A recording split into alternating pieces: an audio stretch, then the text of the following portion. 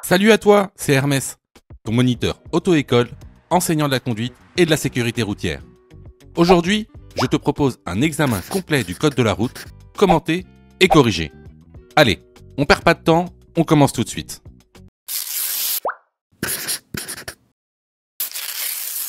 Question numéro 1. Je peux dépasser ce véhicule. Oui, réponse A, non, réponse B.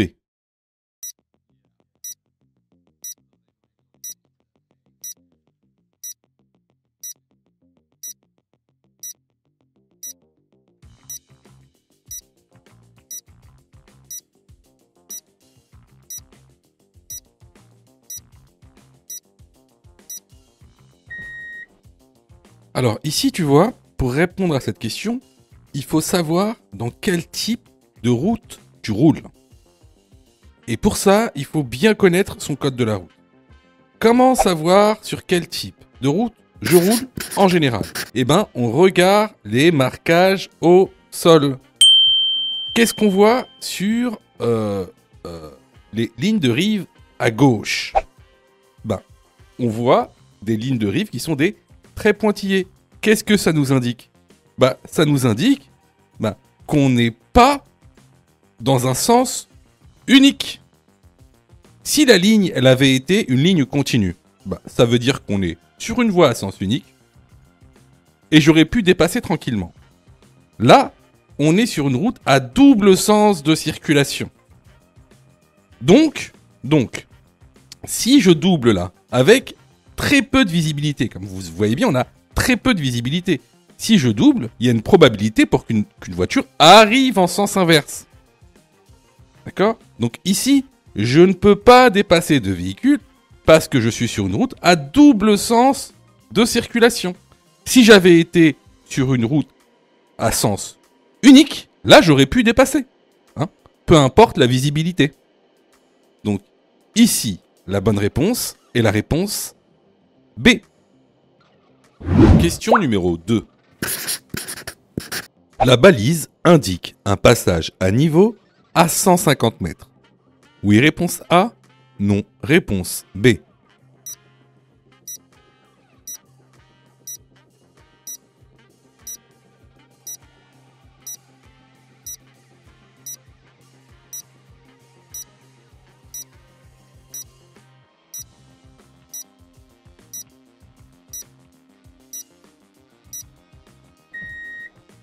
Alors, ici, on est bien sur une balise de passage à niveau. Alors, ce qu'il faut savoir, c'est que une balise avec 3 bandes rouges signifie que le passage à niveau est à 150 mètres. La balise à 2 bandes rouges à 100 mètres. Et la balise avec une seule bande rouge à 50 mètres. Donc ici, est-ce que la balise indique un passage à niveau à 150 mètres? La bonne réponse est la réponse A. Question numéro 3. La consommation d'alcool augmente le temps de réaction. Oui, réponse A. Non, réponse B.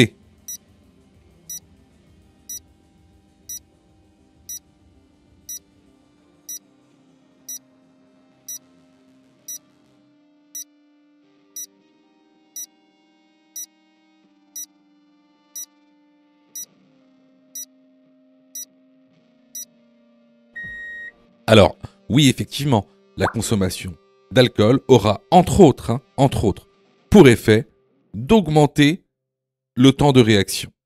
La bonne réponse ici est la réponse A. Question numéro 4. Je dépasse les 3 camions en même temps.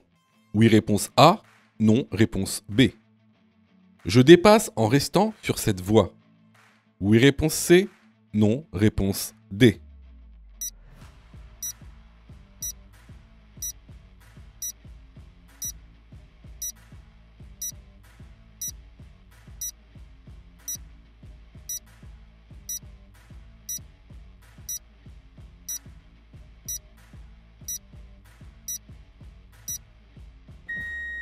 Alors ici, on est dans une situation très courante, surtout sur autoroute. Alors, ici, vous voyez qu'on a 3 camions sur la file de droite qui sont très rapprochés. Donc, effectivement, si je dépasse les 3 en même temps.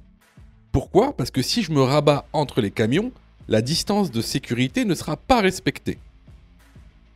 Ensuite, deuxième partie de la question, je dépasse en restant sur cette voie.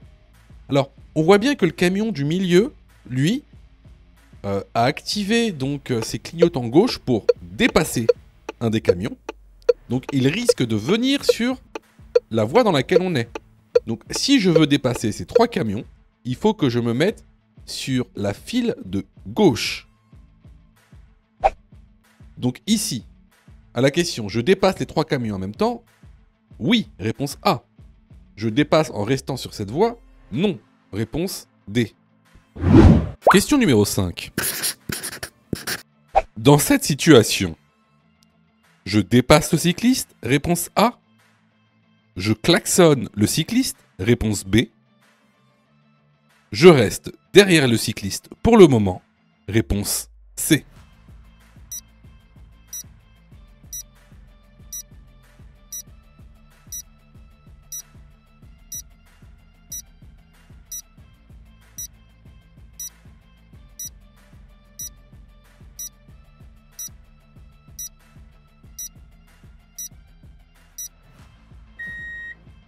Alors ici on a un cycliste devant nous et vous remarquerez qu'on est dans une rue à double sens de circulation.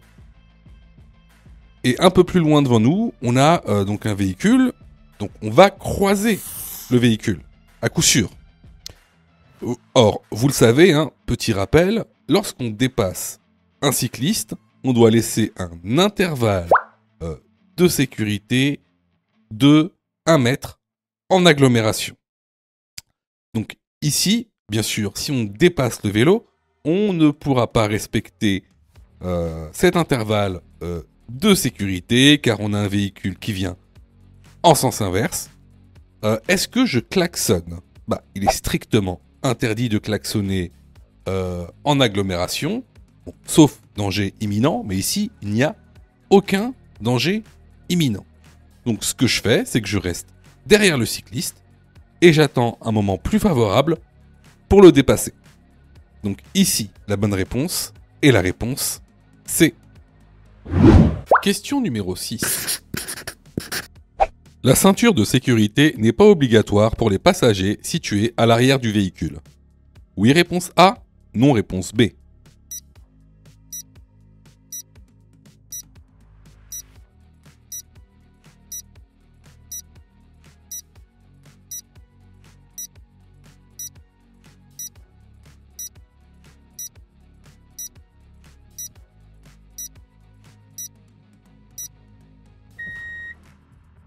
La ceinture de sécurité est obligatoire pour tous les passagers d'un véhicule.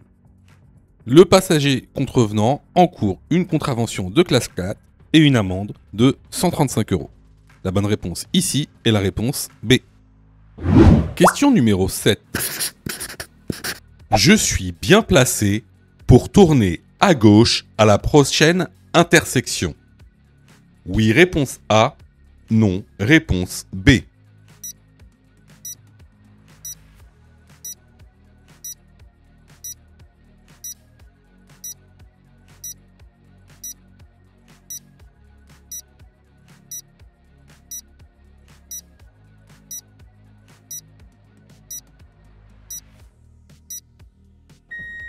Alors, comme tu le vois ici, on est dans une voie qui est délimitée par des lignes épaisses discontinues. Donc, les lignes épaisses discontinues viennent matérialiser une voie réservée. Alors, des voies réservées, il y en a plusieurs. Ici, comment savoir quelle est cette zone réservée? On regarde le marquage au sol. Ici, on voit que cette voie réservée, elle est réservée aux gens qui tournent à gauche, comme le montre la flèche au sol. C'est ce qu'on appelle une voie de stockage. Donc, cette voie est réservée aux véhicules qui tournent à gauche à la prochaine intersection. La bonne réponse ici est la réponse A. Question numéro 8. Un véhicule peut avoir deux plaques d'immatriculation différentes. Oui, réponse A. Non, réponse B.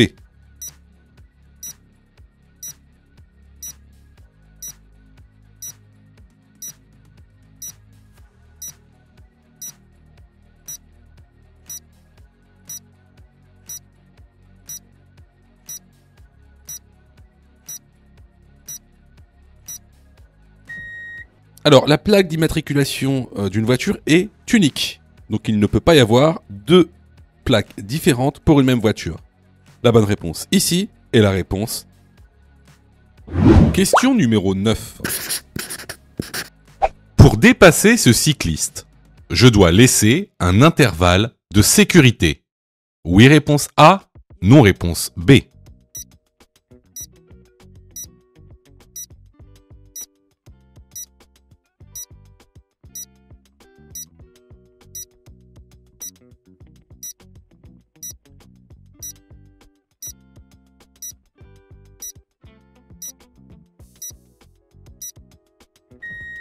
Alors, cette question, elle est super importante car tu as 95% de chance de tomber dessus lors de l'examen officiel. Alors, concernant le dépassement des cyclistes, deux cas vont se présenter à toi. Tout d'abord, le cas en agglomération et le cas hors agglomération. Commençons par le cas en agglomération.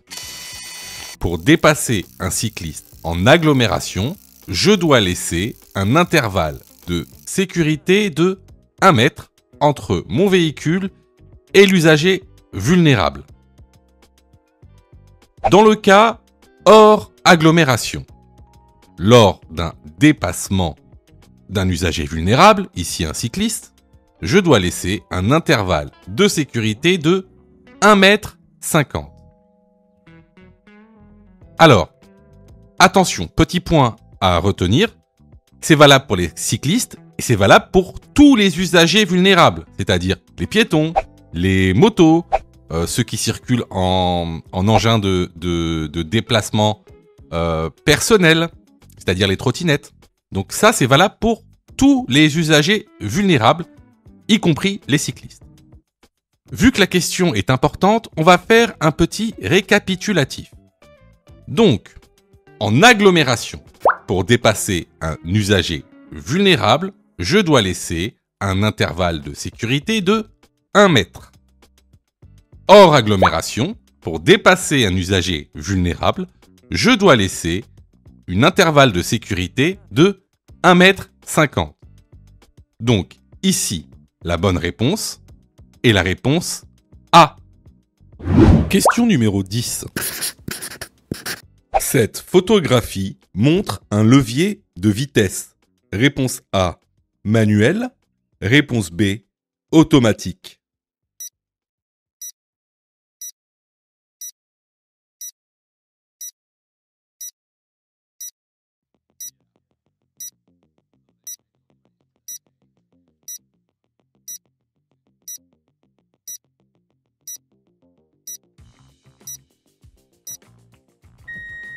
Alors, ici, tu vois bien que c'est une boîte de vitesse qui est automatique. Tu peux le reconnaître parce que sur ce levier, il y a des lettres.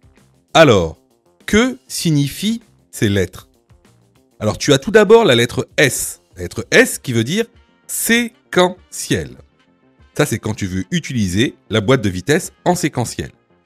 La lettre D pour drive qui indique la conduite. La lettre N pour neutral qui indique le point mort. La lettre R pour rire qui veut dire marche arrière. Et la lettre P pour parking qui veut dire stationnement. Donc ici, la bonne réponse est la réponse B. Question numéro 11. Je suis bien placé pour aller à gauche. Oui, réponse A. Non, réponse B.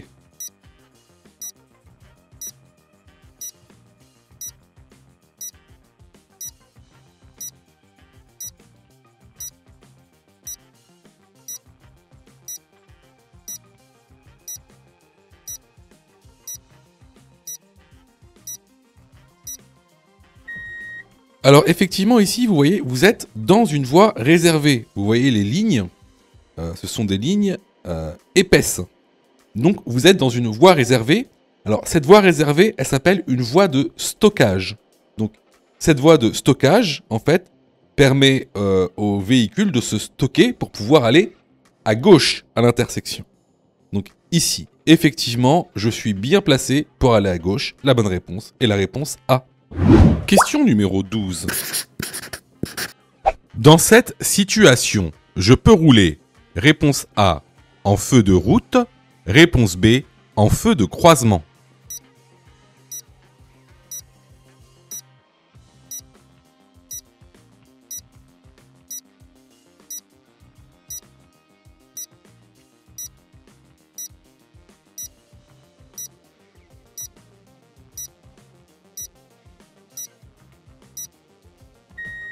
Alors, cette question, elle peut paraître difficile parce qu'elle précise pas si on est en agglomération ou hors agglomération. Cependant, on a un véhicule en face de nous qu'on croise. Donc ici, impossible de rouler en feu de route, qu'on soit en agglomération ou hors agglomération. Donc ici, je roule en feu de croisement. La bonne réponse est la réponse B. Question numéro 13. Se déplacer en tramway. Réponse A. Augmente la pollution atmosphérique et sonore. Réponse B. Participe à l'écomobilité.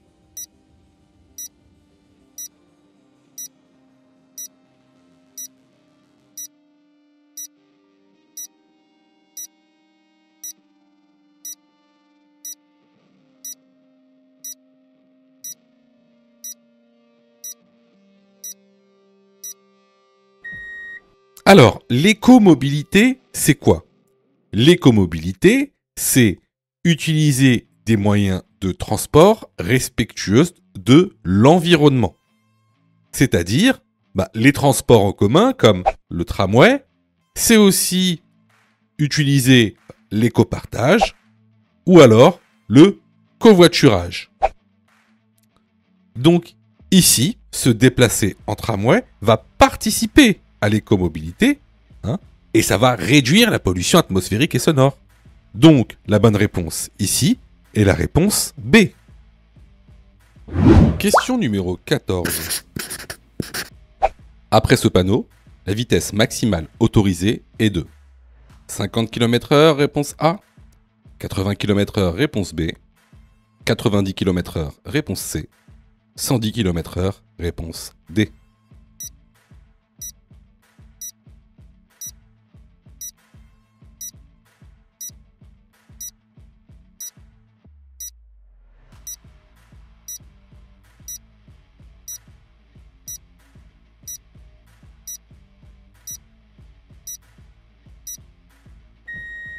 Alors, comme vous le voyez ici, la signalisation indique un panneau de fin d'interdiction de vitesse maximale de 70 km/h. Donc, après l'implantation du panneau, je peux rouler à la vitesse maximale réglementaire. La question ensuite, c'est, mais quelle est la vitesse maximale réglementaire? Alors pour ça, je vous incite fortement à aller dans l'information. Vous avez toutes les informations concernant la vitesse maximale réglementaire selon les types de routes. Alors ici, on est hors agglomération, sur une voie à deux voies en double sens. Donc la vitesse maximale réglementaire est de 80 km/h. La bonne réponse est la réponse B. Question numéro 15. Je klaxonne le cycliste car il ne va pas assez vite. Oui, réponse A. Non, réponse B.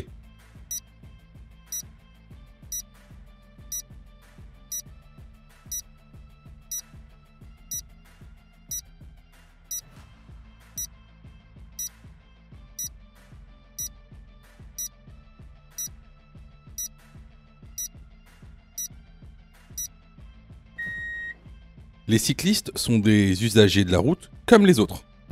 Ils ont droit d'être sur la voie, et si la voie n'est pas assez large pour pouvoir passer tous les deux, eh ben, j'attends que la voie s'élargisse.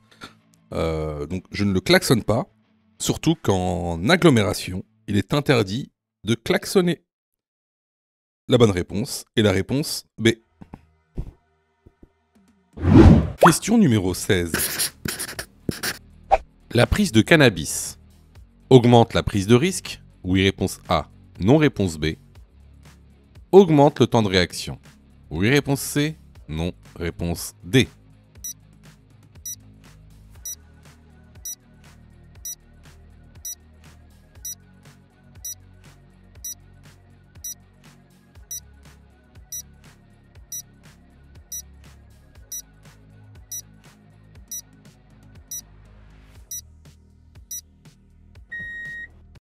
Alors effectivement, la prise de cannabis, comme la prise de beaucoup de drogues, augmente. Donc tout d'abord, effectivement, la prise de risque et également le temps de réaction. Donc les bonnes réponses ici sont les réponses A et C. Sais-tu que Mon Code de la Route est aussi une plateforme pédagogique qui te permet de passer ton examen du code à partir de seulement 9,90 €. Et on a même conçu, spécialement pour toi, un programme qui te permet d'obtenir ton code en un temps record. C'est le programme Mon Code en 10 jours. Avec un calendrier de révision personnalisé, un contenu pédagogique par thème conforme à la nouvelle réforme, des nombreux tests d'examen blanc issus de l'examen officiel, accessible sur smartphone, tablette et PC durant 1 an et en accès illimité. Et surtout, cette formation est 100% remboursée en cas d'échec à l'examen. Alors, si tu souhaites obtenir ton code du premier coup sans te ruiner et sans risque, rejoins notre programme en cliquant sur le lien en description de la vidéo. Pour ça, tu as juste à cliquer sur le lien en description et à choisir ta formule. Question numéro 17. Pour remédier à la fatigue, réponse A, j'allume la radio. Réponse B, j'ouvre la fenêtre. Réponse C, je m'arrête et je me repose.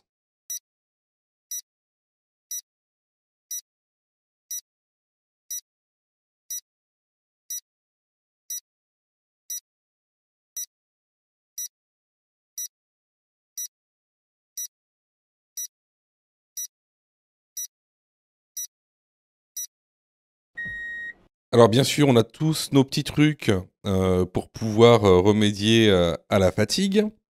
Seulement, ce sont des petits trucs qui servent à rien en général. Donc, allumer la radio, ouvrir la fenêtre, boire un café, tout ça, ça va pas vous permettre de remédier à la fatigue. Ce qui va vous permettre de remédier à la fatigue, c'est très très simple. C'est de se reposer et de faire une sieste. Voilà. Ça va vous permettre de ne plus être fatigué. Donc ici, la bonne réponse est la réponse C. Question numéro 18. Pour effectuer un long trajet, je prépare mon itinéraire. Oui, réponse A. Non, réponse B.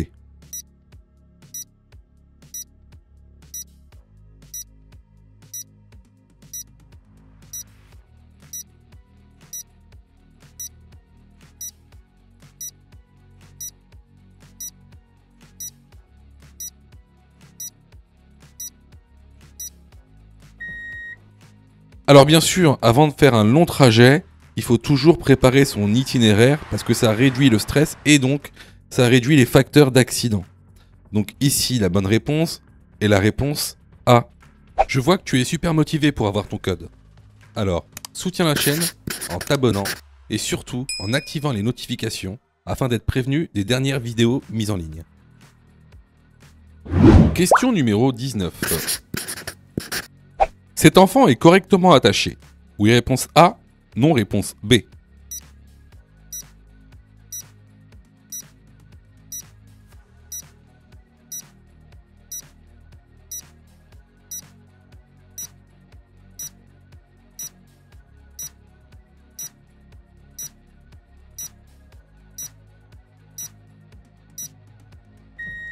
Alors oui, ici l'enfant est correctement attaché. Pourquoi ? Tout simplement parce que l'homologation R44 est respectée. Qu'est-ce que préconise l'homologation R44 ? c'est un siège enfant adapté à sa morphologie et à son âge. Il existe 3 types de sièges, le siège à coque, le siège baquet, le siège avec dossier. Ici, on a utilisé un siège baquet qui correspond à la morphologie de l'enfant. La bonne réponse est la réponse A. Question numéro 20. La prise de médicaments peut être déconseillée pour la conduite. Oui, réponse A. Non, réponse B.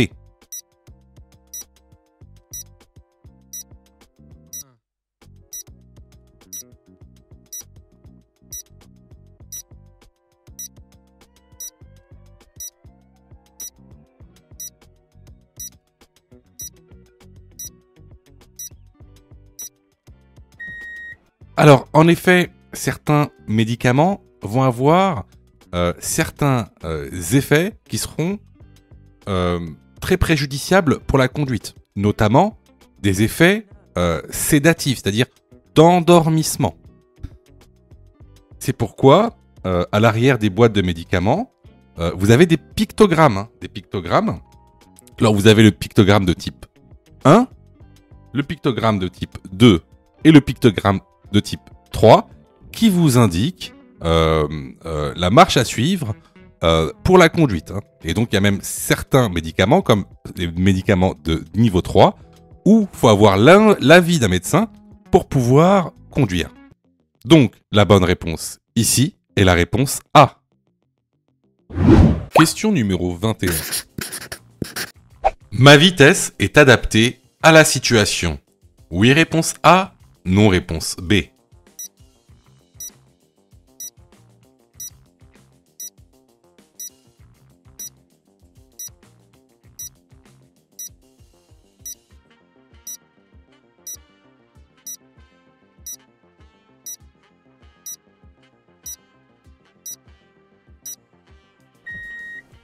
Alors, déjà ici, on est dans une situation, on est dans une rue à sens unique, et c'est une rue marchande. On a un trottoir à gauche et à droite, on a des tables sur les trottoirs.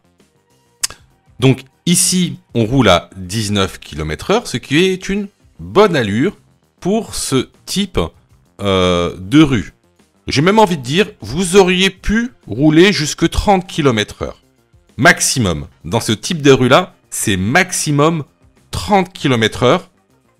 Que la vitesse maximale autorisée soit plus grande ou non. Là, clairement, il y a trop de gens autour de vous. La rue, elle est trop étroite pour rouler au-delà des 30 km/h. Donc 19 km/h, c'est parfait. La bonne réponse ici est la réponse A. Question numéro 22. J'appelle les urgences en composant le 112. Oui, réponse A. Non, réponse B. Je suis géolocalisé avec cet appel. Oui, réponse C. Non, réponse D.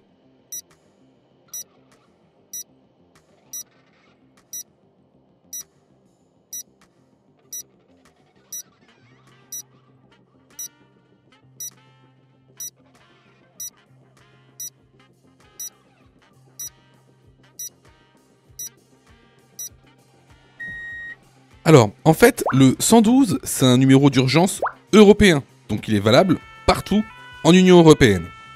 Il est gratuit et en plus de ça, lorsque vous appelez le 112, vous êtes directement géolocalisé. Donc les bonnes réponses ici vont être les réponses A et C.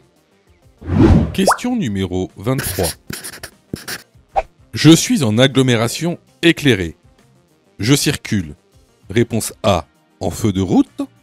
Réponse B, en feu de croisement.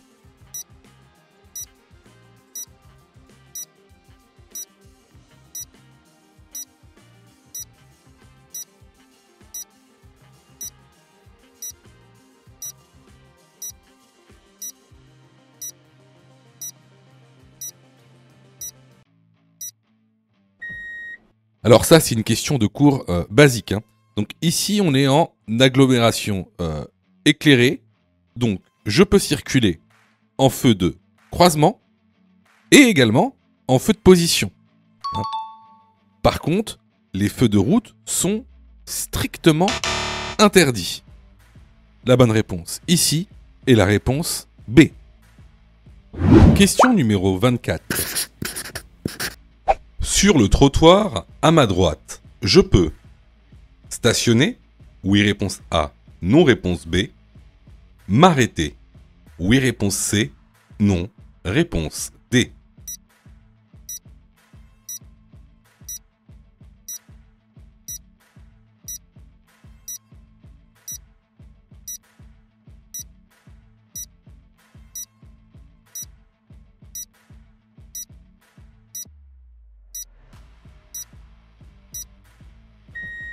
Alors ça, c'est vraiment une question basique. Il faut bien vous mettre ça dans la tête. Il est strictement interdit d'aller sur le trottoir avec votre véhicule. Un trottoir, c'est fait pour les piétons. Ce n'est pas fait pour les voitures. Donc, vous ne pouvez ni stationner, ni vous arrêter sur un trottoir. Les bonnes réponses sont les réponses B et D. Question numéro 25. Dans cette situation, je klaxonne. Oui, réponse A. Non, réponse B. Je ralentis. Oui, réponse C. Non, réponse D.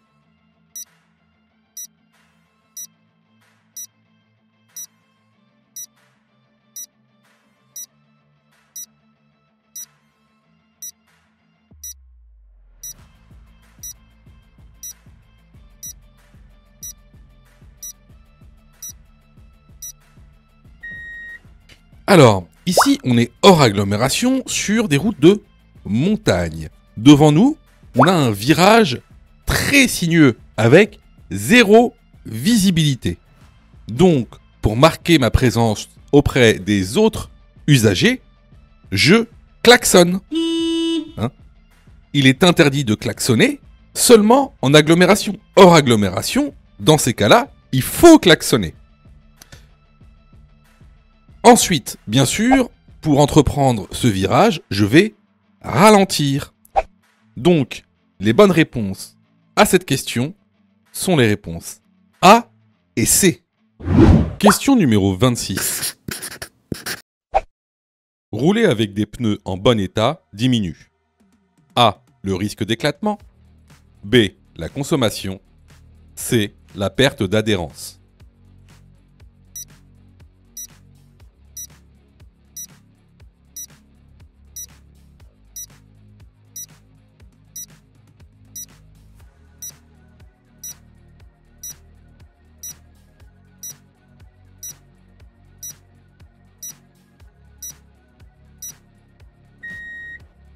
Alors effectivement, si vous roulez avec des pneus sous-gonflés, effectivement, vous allez avoir une augmentation de la consommation en carburant.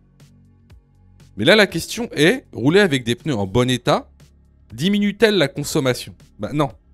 Les pneus sont en bon état, en état correct, donc ça ne va pas faire diminuer la consommation. Est-ce que ça va diminuer le risque d'éclatement? Oui, bien sûr. Un pneu en bon état, ça va faire diminuer le risque d'éclatement. Est-ce que ça va diminuer la perte d'adhérence? Également, ça va également diminuer la perte d'adhérence. Donc ici, les bonnes réponses sont les réponses A et C. Les vidéos sont totalement gratuites, donc abonne-toi pour aider la chaîne et surtout, active les notifications pour être prévenu des dernières vidéos et avoir ton code beaucoup plus rapidement. Question numéro 27. Je change de voie pour aller plus vite. Oui, réponse A. Non, réponse B.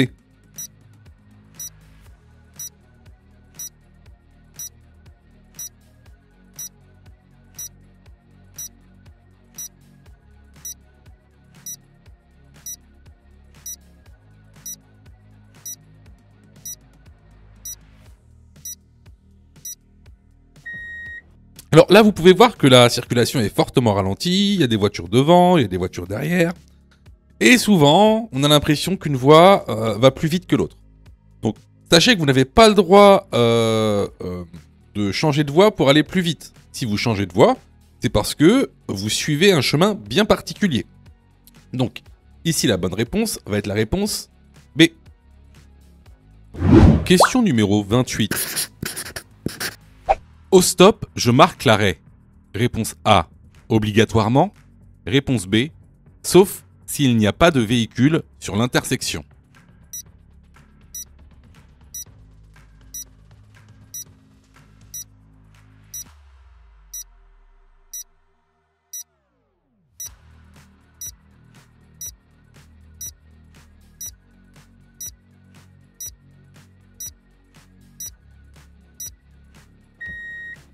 Alors, qu'il y ait des véhicules ou non à l'intersection, qu'il y ait du vent, qu'il neige, qu'il y ait un carnaval, tout ce que vous voulez, au stop, je dois obligatoirement marquer l'arrêt. Donc ici, la bonne réponse est la réponse A. Question numéro 29. Particulièrement, réponse A, la zone A, réponse B, la zone B.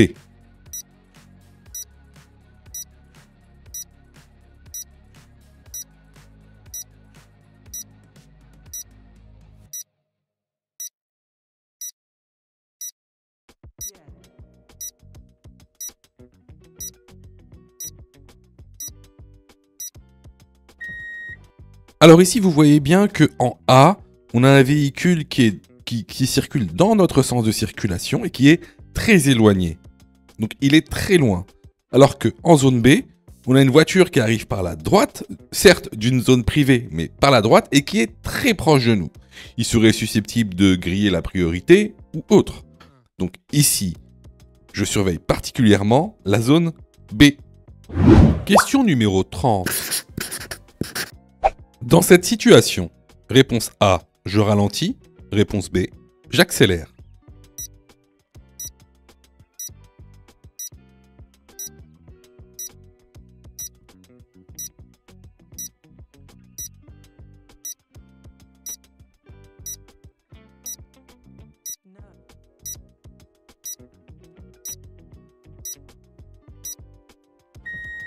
En présence d'usagers vulnérables sur la route, je ralentis. La bonne réponse est la réponse A. Question numéro 31. Il est autorisé d'installer un porte-vélo à l'arrière de son véhicule. Oui, réponse A. Non, réponse B.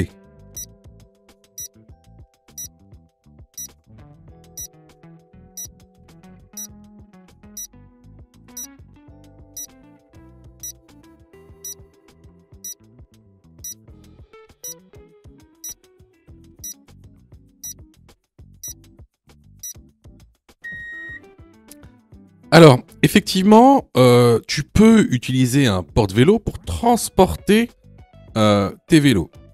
Par contre, il y a des conditions. Tout d'abord, l'homologation.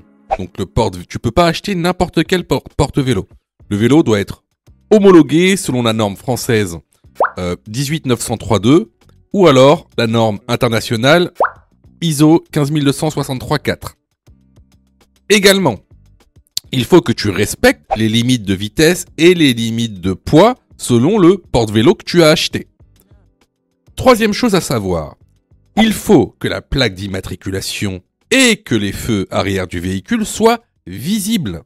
S'ils ne sont pas visibles, alors il faut que le porte-vélo reporte les feux et la plaque de manière à ce qu'elles soient visibles, comme ici sur l'image. Donc, pour répondre à la question, est-ce qu'il est autorisé d'installer un porte-vélo à l'arrière de son véhicule? La bonne réponse est la réponse A. Alors clairement ici c'était une question basique, une notion de cours basique. Donc si tu as eu faux à cette question, je t'encourage vivement à aller te former sur notre plateforme de formation ou ailleurs. Alors surtout ne te dis pas ah ben, c'est pas grave, les examens blancs vont justement m'aider à apprendre le code. Faux. Les examens blancs ne servent pas à apprendre le code. Les examens blancs servent à tester si tu as, oui ou non, assimilé le contenu pédagogique. Alors, quelle est la meilleure méthodologie pour passer le code? C'est-à-dire, quelle est la meilleure méthodologie pédagogique? Alors, tout d'abord, il va falloir apprendre les cours par thèmes. Hein. Vous savez, il y a aujourd'hui 10 thèmes avec la nouvelle réforme. Une fois que tu auras appris ces 10 thèmes et tous les contenus de ces 10 thèmes, alors tu pourras passer à des exercices d'entraînement par niveau de difficulté. Tout d'abord les exercices faciles, les exercices moyens et les exercices difficiles. Une fois ce travail effectué, là, tu pourras t'exercer à faire des examens blancs. Surtout, ne pense pas que les examens blancs vont t'aider à apprendre. Ce n'est pas vrai. Et d'ailleurs, c'est pour ça que beaucoup de gens ratent leur code de la route. N'oubliez pas que le taux de réussite au code de la route est d'environ 60%. C'est-à-dire qu'il y a quasiment 40% des personnes qui échouent au code de la route, justement parce qu'ils n'ont pas la bonne méthodologie pédagogique. Donc ici, si tu t'es trompé à cette question, je t'encourage vivement à venir sur notre plateforme pédagogique et à participer à la formation. Pour ça, tu as juste à cliquer sur le lien en description et à choisir ta formule. Question numéro 32. Avant un long voyage, je prépare mon itinéraire en listant les stations de recharge électrique sur mon trajet. Oui, réponse A. Non, réponse B.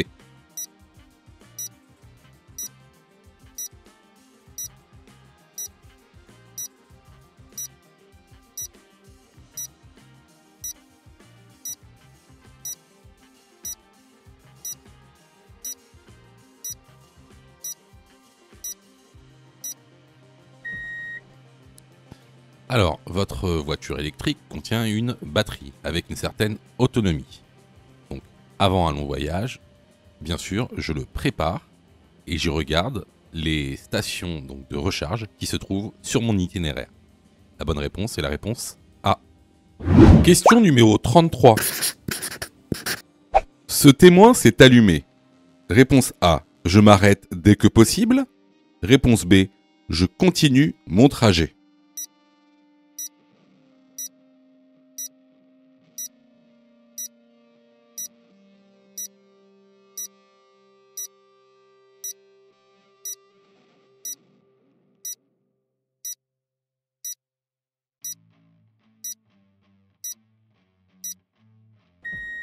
Alors, ce témoin indique donc une surchauffe du circuit de refroidissement. C'est le témoin le plus grave que tu puisses avoir dans une voiture, car il refroidit ton moteur. Donc, dans ce cas-là, on s'arrête dès que possible, en sécurité bien sûr. Surtout, on ne continue pas son trajet. La bonne réponse ici est la réponse A. Question numéro 34. Le système e-call s'active automatiquement après un choc, oui réponse A, non réponse B, permet de prévenir un centre d'appel d'urgence. Oui réponse C, non réponse D.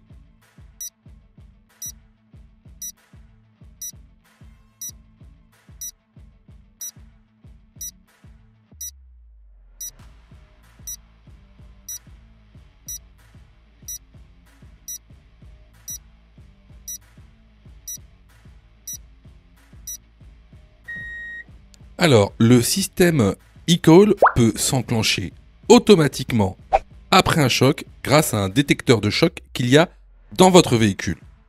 Vous pouvez aussi l'activer manuellement en appuyant dessus.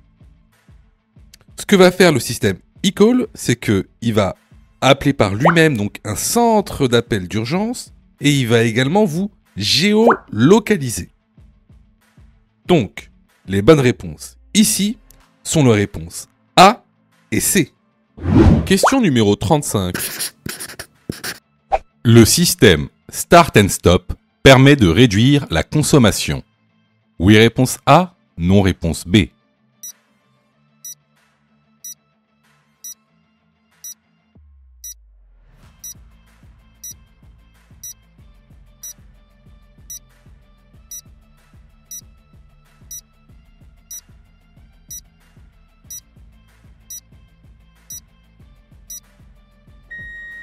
Alors oui, le système Start and Stop permet de réduire la consommation en carburant, mais également permet de réduire la pollution atmosphérique.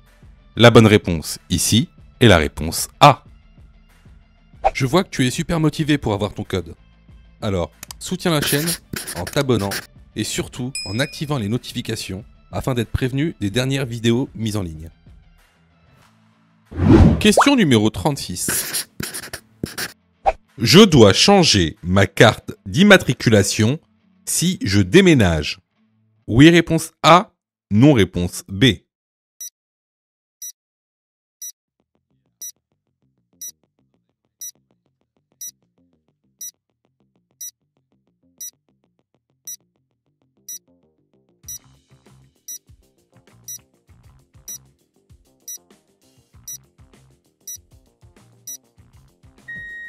Alors, effectivement, si vous déménagez, vous devez modifier votre carte d'immatriculation et vous avez un délai d'1 mois maximum pour établir la procédure. Donc la bonne réponse ici est la réponse A.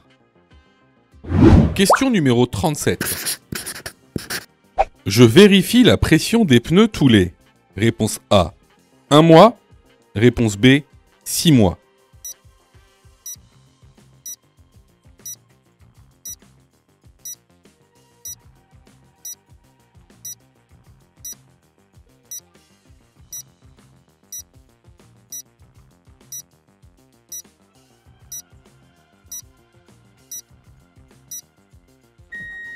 Alors, la pression des pneus doit être vérifiée régulièrement, c'est-à-dire à peu près tous les mois. Pour vérifier si les pneus ont la bonne pression, n'oubliez pas de regarder l'étiquette qu'il y a sur la portière de votre véhicule. Donc, ici, la bonne réponse est la réponse A. Question numéro 38. J'arrive sur un virage dangereux. Oui, réponse A. Non, réponse B.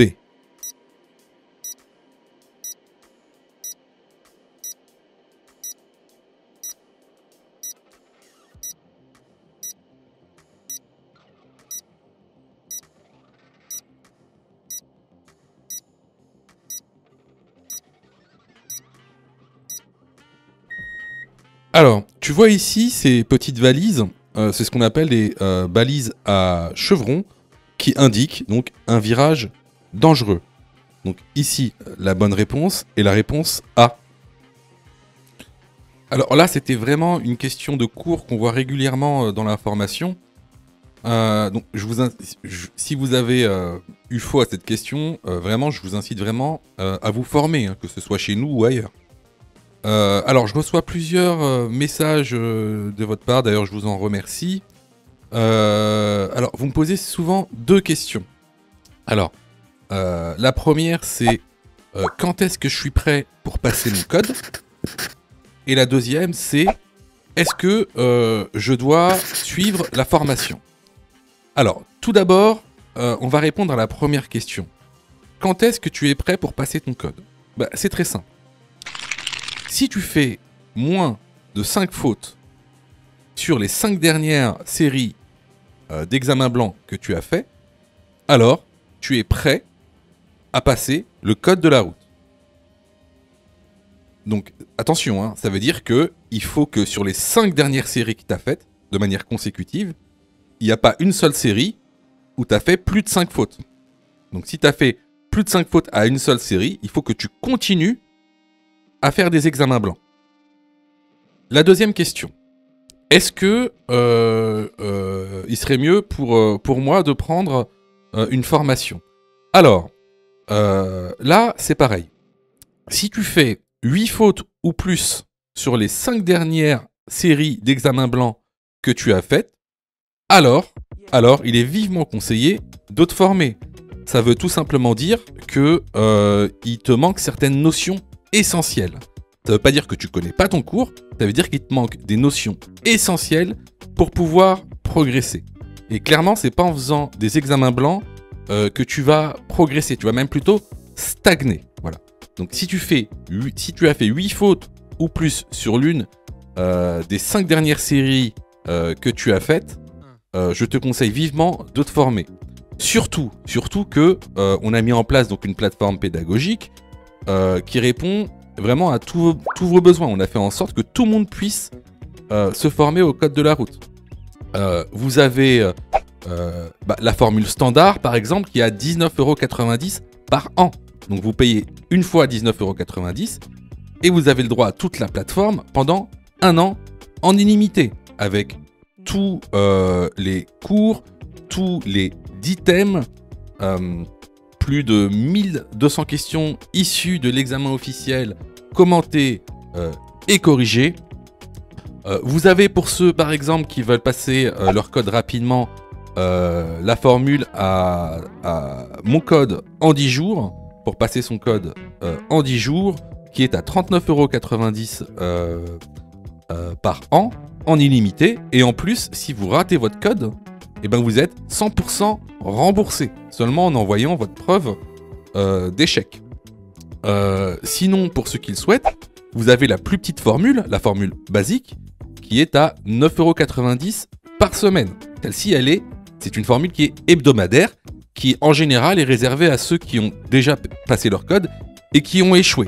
C'est une sorte de remise à niveau.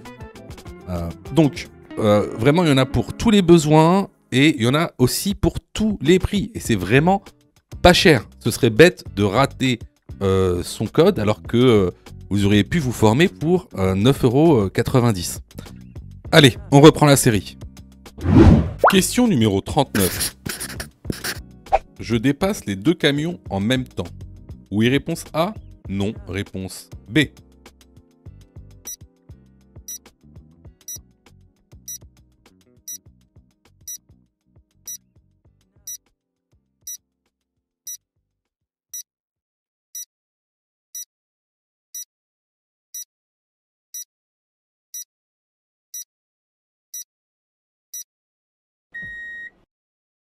Alors ça, c'est une question qu'on a vue plusieurs fois, hein, qui est redondante, parfois plusieurs fois dans la même série, dans les questions de la nouvelle, dans l'examen de la nouvelle réforme.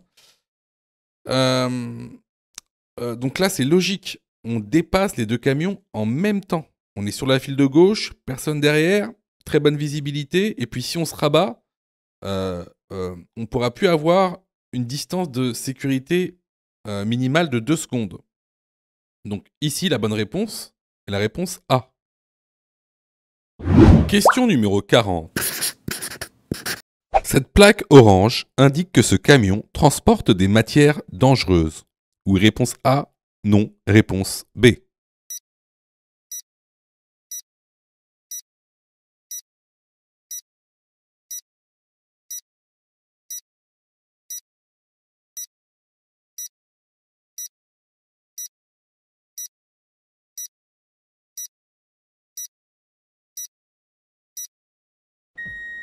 Alors, encore une fois, c'est du cours. Là, il faut aller dans la formation. Donc, effectivement, cette plaque orange indique que le camion transporte des matières dangereuses. Donc, le numéro du haut indique la nature du danger. En bas, la nomenclature des produits transportés. Bref, là, il faut vraiment aller dans le cours. Donc, ici, la bonne réponse est la réponse A. Si tu as fait 8 fautes ou plus, ne panique pas. Rejoins-nous sur notre plateforme pédagogique en ligne en cliquant sur le lien en description de la vidéo. Tu pourras alors choisir la formule qui te convient. N'oublie pas de liker la vidéo et de t'abonner pour recevoir toutes les dernières notifications. Tu peux aussi continuer à t'entraîner en cliquant sur l'une des vidéos qui s'affichent.